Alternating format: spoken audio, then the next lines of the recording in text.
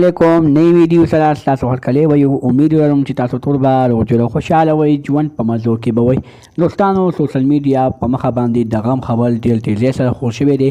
کرن خان لالا کوم چې د پښتو مشهور سندرغاړی دی، د هغه مور بیبي په هسپتال کې ډېره زیاته په بد حال باندې وفات شوله. د کومې بیمارۍ په وجه باندې وفات شوه، کرن خان لالا د خپلې مور بیبي باره کې څه وایي، ټول معلومات درسره په دې ویډیو کې شریکوم.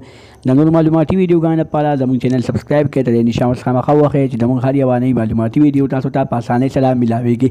د پښتو مشهور سندرغاړی کرن خان لالا مور بیبي په حق باندې ورسېده. دوستانو، په هسپتال کې د ډېرې بیمارۍ په وجه باندې د کرن خان لالا مور بیبي مړه شوله.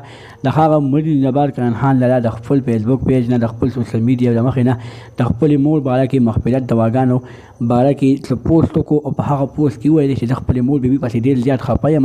زما مور بیبي ما ته ډېره زیاته یادېږي. په روژه کې دې الله تعالی چا له هم غم نه ورولي.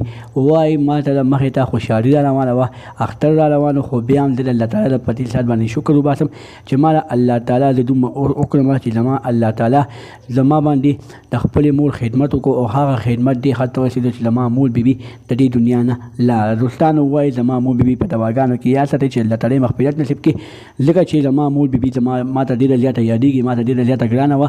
زما زړه ته یې ډېر غم راورسوه. دوستانو، الله دې د کرن خان لالا غم په خوشحالۍ باندې بدل کړي.